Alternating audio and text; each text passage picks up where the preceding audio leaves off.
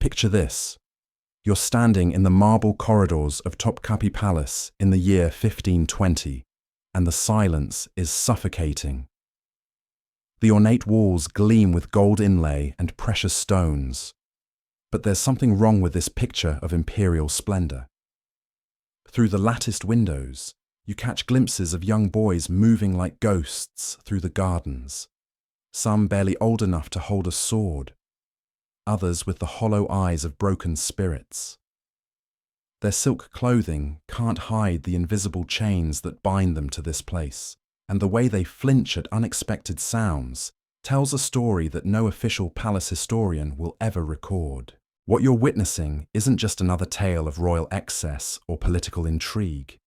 It's the systematic destruction of human souls, disguised as imperial tradition and hidden behind walls that have kept their darkest secrets for centuries.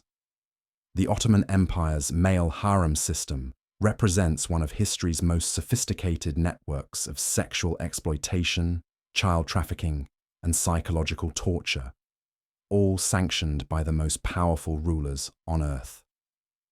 Before diving into these forgotten stories of survival and suffering, if you enjoy learning about the hidden truths of history, consider hitting that like button and subscribing for more content like this. Please comment below to let me know where you're listening from. I find it incredible that we're exploring these ancient stories together from different parts of the world, connected across time and space by our shared curiosity about the past. The story begins not with palace intrigue, but with raids that terrorized entire continents. Picture the vast plains of Africa, where families tend their crops under the scorching sun, unaware that their children are being hunted like prey. Arab horsemen sweep across the landscape with a specific mission: to capture the young, the beautiful, and the innocent. These aren't random acts of violence. They're calculated business ventures designed to feed the insatiable appetite of Ottoman palaces. The demand for eunuchs created an entire economy built on human suffering. Slave merchants knew exactly what their customers wanted: boys young enough to be molded, beautiful enough to serve as ornaments, and expendable enough that their deaths wouldn't matter to anyone with power. The mathematics were simple and horrifying. Capture 100 boys, knowing that 90 will die during the process, but the 10 survivors will be worth more than entire villages. The journey to the castration centers was itself a nightmare that would haunt survivors for life. Boys as young as 7 were chained together and marched hundreds of miles across desert terrain, fed just enough to keep them alive but weak enough to prevent escape. At night, the slave merchants would select their favorites for personal entertainment, knowing that no one would ever hold them accountable for what happened in the darkness between sand dunes. But the march was just the beginning. The castration process was designed to be as brutal and traumatic as possible, not just to remove physical capabilities, but to break spirits so completely that resistance became unthinkable. Picture a crude stone building in the desert, where the screams of children echo off bare walls, while merchants conduct their grisly business with the efficiency of butchers. The boys were held down by multiple adults while crude instruments removed their humanity piece by piece. There was no anesthesia, no medical training, no concern for survival, just the systematic mutilation of children for profit. To stop the bleeding, red-hot coals were pressed into the open wounds, creating a sound and smell that survivors would never forget. The screams were so horrific that even hardened slave traders sometimes had to step outside to escape the noise. Most didn't survive. The mortality rate was deliberately kept high to maintain the exclusivity and price of those who lived through the ordeal. Bodies were discarded like garbage, thrown into unmarked graves that dotted the trade routes like monuments to imperial greed. But for the few who survived, the physical trauma was only the beginning of their nightmare. Recovery took months, during which the boys lay in fever and agony, many losing their minds to the pain and trauma. Those who maintained their sanity had never fathered to confront the reality that they were children, never experienced normal relationships, never be considered fully human by the society they were forced to serve. They had been transformed into living tools, valuable property that could be bought and sold, but never truly free. The survivors were then subjected to intensive training, designed to erase their original identities and remake them as perfect servants. They learned to speak Turkish, to read Arabic, to navigate the complex protocols of palace life, but most importantly, they learned to anticipate their master's needs and desires, no matter how degrading or violent those might be. Meanwhile, the Devshirme system was operating as a parallel network of child trafficking, specifically targeting Christian communities throughout the Ottoman Empire. Every 4 years, Imperial Balkans selecting officials would visit villages across the most beautiful boys between the ages of 7 and 12. Families were powerless to resist. Refusing to hand over their children meant death for the entire household. Unlike the African boys destined for castration, these European children were kept intact, but subjected to different forms of systematic abuse. They were feminized through training, clothing, and psychological conditioning, transformed into living dolls designed to satisfy the sexual appetites of Ottoman elites. The process was more subtle than castration, but equally devastating to the victim's sense of identity and humanity. European travelers who witnessed this system were horrified by what they saw, describing elaborate networks of child brothels where boys were trained in sexual techniques from the age of 7. The training was comprehensive and designed to break down natural resistance while maximizing their value as entertainment. These children learned to sing in feminine voices, to dance in ways that aroused desire, to submit to any demand without hesitation or complaint. The Koçak dancers represented the most visible aspect of this system. Boys trained from childhood to perform elaborate dances while dressed as women. They entertained in taverns, private homes, and even the imperial palace itself. But their dancing was just the public face of a much darker reality. After the performances ended, many were expected to provide more intimate services to their audiences. The recruitment process for Koçaks targeted specific ethnic groups: Jews, Greeks, Roma, and other non-Muslim minorities who had no legal recourse and little social protection. Families living in poverty were offered money for their beautiful sons, told that the boys would receive education and opportunities for advancement. The reality was years of sexual exploitation disguised as cultural tradition. Palace pages represented another category of exploited children, selected for their beauty and intelligence but subjected to the same systematic abuse as other male slaves. These boys lived within the palace walls, receiving education in languages, arts, and administration, while serving the sexual needs of sultans and their officials. The contradiction between their privileged position and their exploitation created psychological wounds that never fully healed. The case of Jacob Notaras illustrates how the system operated at its highest levels. When Constantinople fell to the Ottomans in 1453, the teenage son of a Byzantine nobleman was specifically reserved for Sultan Mehmed II's personal pleasure. His father was executed for refusing to deliver his son, but Jacob was forced into the imperial harem regardless. This wasn't an isolated incident, but part of a systematic policy of claiming the most beautiful young men from conquered territories. European boys were often preferred over others because they were considered more sexually responsive and cooperative. This preference created a market that incentivized the kidnapping and trafficking of Christian children across the Mediterranean. Corsairs like Barbarossa conducted raids specifically to capture beautiful young people for the Ottoman slave markets, with boys often commanding higher prices than girls. The training these children received was designed to make them perfect sexual servants, skilled in arts of seduction and submission that took years to master. They learned to read their master's moods, to anticipate desires before they were expressed, to endure pain and humiliation without complaint. Most tragically, they learned to compete with each other for favor, turning potential allies into rivals in the struggle for survival. The psychological conditioning was perhaps more devastating than the physical abuse.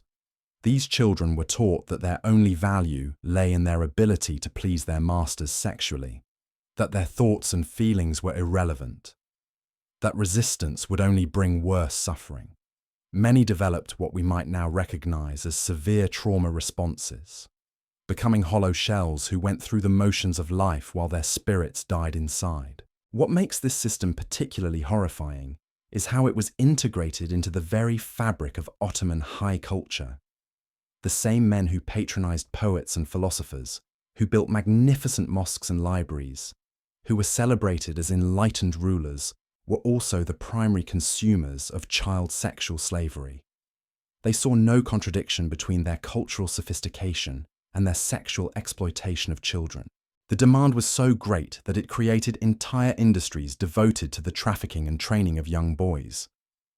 Specialized schools taught the arts of seduction, brothels catered to specific tastes, and markets existed where children could be bought and sold like livestock. All of this operated openly, protected by laws that classified slaves as property rather than human beings.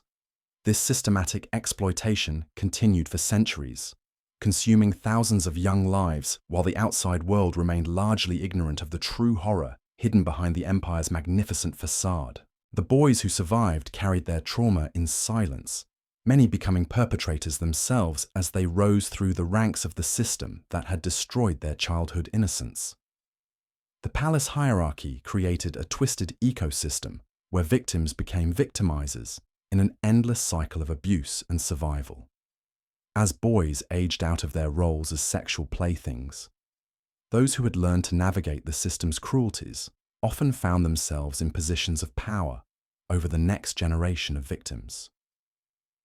The chief black eunuch, despite being a victim of the same system, wielded enormous influence over the lives and deaths of countless others, administering punishments with the same ruthless efficiency that had once been used against him. These former victims turned enforcers developed sophisticated methods of psychological control that went far beyond simple physical violence. They understood intimately how to break a child's spirit because they had experienced that breaking themselves. They knew which boys would resist and which would submit, which ones needed to be isolated and which could be turned against their fellow captives. This knowledge made them far more effective at their jobs than freeborn administrators ever could have been. The punishment system they administered was designed to maintain absolute terror throughout the harem. Boys who showed defiance might be suspended by their wrists for days, their feet beaten until they could no longer walk. Others faced the thumbscrew, a device that slowly crushed fingers while the victim screamed for mercy that would never come. But perhaps most terrifying was the threat of the Bosphorus, the deep waters that had claimed so many lives that they had become synonymous with final judgment. When a boy was selected for drowning, the process followed a ritualized pattern that maximized psychological impact on the other slaves. The victim would be sewn into a weighted sack while still alive, forced to contemplate their approaching death as the needle and thread sealed their fate. Other boys were forced to watch as the chief eunuch personally oversaw the preparations, knowing that any one of them could be next if they displayed the slightest hint of disobedience. The drownings weren't random acts of violence, but calculated demonstrations of power, designed to reinforce the absolute authority of the Sultan and his representatives. Sometimes boys were killed for infractions as minor as looking directly at a free person or speaking their native language. Other times, they died simply because their master was in a bad mood and wanted to assert his dominance over life and death itself. But the system's most insidious aspect was how it corrupted its victims' understanding of normal human relationships. Boys who had never known kindness learned to mistake the absence of torture for affection. Those who received slightly better treatment than their peers felt grateful rather than angry, their sense of justice so warped that they couldn't recognize the fundamental wrongness of their situation. This psychological manipulation extended to every aspect of their existence. They were taught to compete for their master's attention, to view other slaves as threats rather than potential allies. Boys would inform on each other's minor infractions, hoping to curry favor by demonstrating their loyalty. They learned to smile while being abused, to express gratitude for the privilege of serving, to internalize the belief that they deserved whatever treatment they received. The most successful slaves were those who completely abandoned their original identities and embraced their roles as living toys. They developed an almost supernatural ability to anticipate their master's desires, becoming extensions of their owner's will rather than independent human beings. These perfect slaves were rewarded with better food, nicer clothing, and positions of relative authority over newer arrivals, creating a hierarchy of exploitation that ensured the system would perpetuate itself. European diplomats who visited Ottoman courts occasionally glimpsed this hidden world, though their accounts were often sanitized to avoid offending their hosts or shocking their readers back home. They described elaborate entertainments where beautiful boys performed for distinguished guests, noting the excessive familiarity between masters and servants, while carefully avoiding explicit descriptions of what they witnessed. Their diplomatic correspondence hints at horrors they couldn't bring themselves to document fully. One Venetian ambassador wrote cryptically about entertainments that would shock Christian sensibilities and customs that demonstrate the corrupting influence of absolute power. A French diplomat mentioned boys who move through the palace with the practiced grace of those who have learned to anticipate every whim and desire. These careful euphemisms reveal the witnesses' discomfort while protecting them from accusations of spreading scandalous rumors about their diplomatic hosts. But some observers were more direct in their condemnations. English historian Edward Shepherd Creasy wrote in 1835 about bands of the fairest children of the conquered Christians who were placed in the palaces under the title of pages, but too often really to serve as the helpless materials of abomination. His words carry the weight of moral outrage, but they also reveal the systematic nature of what he witnessed. This wasn't the result of individual depravity, but of institutional policies designed to facilitate exploitation. The scale of this system defies comprehension. Thousands of boys passed through Ottoman palaces over the centuries, most leaving no trace in historical records beyond occasional mentions in account books that listed them alongside furniture and livestock. Their individual stories were erased, their suffering reduced to economic calculations about purchase prices and maintenance costs. They existed in a world where their pain was irrelevant and their deaths were merely inconveniences requiring replacement. Yet even within this nightmare, some boys found ways to resist that didn't result in immediate death. They developed coded languages to communicate with each other, created networks of mutual support that operated beneath their master's notice, and preserved fragments of their original cultures through whispered songs and hidden rituals. These small acts of defiance couldn't change their circumstances, but they represented a refusal to be completely erased by the system that sought to destroy them. Some learned to manipulate the very mechanisms of their oppression, becoming skilled at playing different masters against each other, or exploiting the jealousies and rivalries that existed within the palace hierarchy. A few managed to gain enough influence to protect younger boys from the worst abuses, though such protection always came at enormous personal cost and constant risk of discovery. The psychological toll of these survival strategies was immense. Boys who learned to lie and manipulate as a matter of survival often lost the ability to trust or form genuine relationships. Those who became skilled at reading their master's moods developed hypervigilance that made normal human interaction impossible. The very adaptations that kept them alive also ensured that they would never fully recover from their trauma, even if they somehow escaped the system that created it. As the Ottoman Empire evolved over the centuries, so did the methods of exploitation. What began as crude systems of capture and abuse became increasingly sophisticated networks of trafficking and conditioning. By the 17th century, the palace had developed detailed protocols for the acquisition, training, and utilization of young male slaves that operated with the efficiency of any other imperial institution. These protocols were passed down through generations of administrators, creating an institutional memory that ensured the system's continuity, even as individual sultans and officials changed. New arrivals learned from experienced handlers exactly how to break a child's resistance, how to identify potential troublemakers, and how to maximize the economic and sexual value of their human property. The system's sophistication extended to its methods of psychological control, which became increasingly refined over time. Palace officials developed techniques for isolating boys from each other, creating artificial hierarchies that prevented solidarity, and rewarding compliance while punishing resistance in ways that broke spirits without damaging valuable property.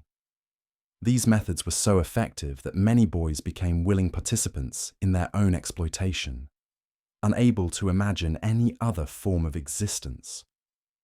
These marble corridors still stand today, transformed into museums where tourists admire the architectural beauty and artistic treasures of a vanished empire. Visitors marvel at the ornate chambers and peaceful gardens, but the walls keep their darkest secrets. The screams have faded into silence. The tears have dried, but the ghosts of thousands of broken children still haunt these spaces where suffering was transformed into imperial glory. Behind every great civilization's achievements lie countless unnamed victims whose agony made those achievements possible. The Ottoman Empire that gave us magnificent architecture and cultural innovations also created one of history's most systematic networks of child exploitation. These weren't contradictions. They were complementary aspects of the same system that treated human beings as disposable commodities while celebrating its own sophistication. The boys whose stories we've explored tonight represent just a fraction of those who disappeared into this machinery of abuse. Most left no records, no traces, no evidence they ever existed beyond the scars they carried and the trauma they passed down through generations. Their silence was purchased with terror, their compliance bought with the complete destruction of hope. What makes their suffering particularly tragic is how completely it was erased from historical memory. The same scribes who recorded every detail of military campaigns and political intrigue carefully omitted the systematic torture of children that funded imperial luxury. The same poets who celebrated the empire's glory never mentioned the price paid by those who had no choice in the transaction. Today we tell ourselves that such horrors belong to the distant past, that we've evolved beyond such barbarism. But the fundamental dynamics that enabled the Ottoman Harem system, the willingness to sacrifice the vulnerable for the comfort of the powerful, the ability to rationalize unspeakable cruelty through sophisticated justifications, the capacity to ignore systematic abuse when it serves our interests. These forces remain as potent now as they were 5 centuries ago. If these stories have taught us anything, it's that the price of civilization has always been paid by those who never agreed to the cost. The marble still gleams, the mosaics still dazzle, and somewhere in our own gleaming cities, new forms of the same ancient evil wear contemporary faces while the essential horror remains unchanged.